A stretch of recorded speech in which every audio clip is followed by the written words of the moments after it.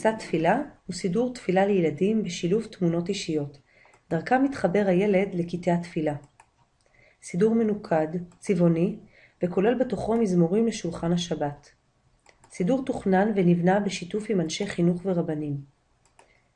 כל שעליכם לעשות הוא לצלם את הילדים במצבים שונים של קטעי התפילה.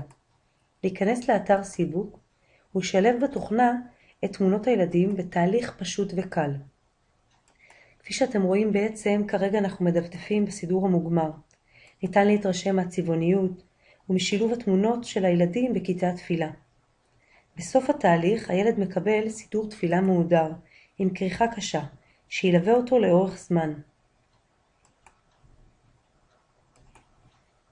באתר ריכזנו בעבורכם רשימת הצעות, דגשים, טיפים לצילום הילדים. ניתן לראות את הדגשים אם אתם גוללים בעמוד הראשי, לוחצים כאן. כאן יש בעצם את ההצעות לתמונות ממש לפרטי פרטים, אפילו ברמה של עמודים. פה יש את ההמלצות הכלליות וטיפים איך לצלם נכון את הילדים. לאחר שתורידו את תוכנת העיצוב מאתר סיבוק, תוכלו לעצב את הסידור. כעת נעבור להדגמה שתמחיש עד כמה התהליך פשוט. פתחנו את התוכנה, לוחצים על חדש, נותנים לסידור שלנו שם, לוחצים על המשך.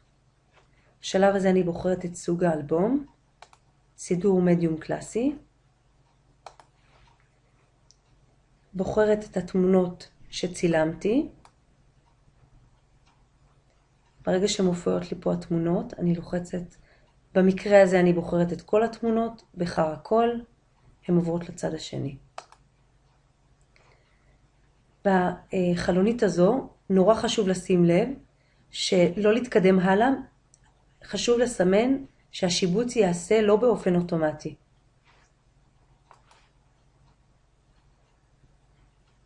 התהליך הזה לוקח מספר שניות, לתת לו לסיים. ברגע שהוא מסיים הוא בעצם גם שומר לנו את משהו עד עכשיו הכנסנו והזנו, וגם טוען לנו את הפרויקט שבעצם אנחנו נעצב אותו. בסיום הטעינה אנחנו נתקדם הלאה.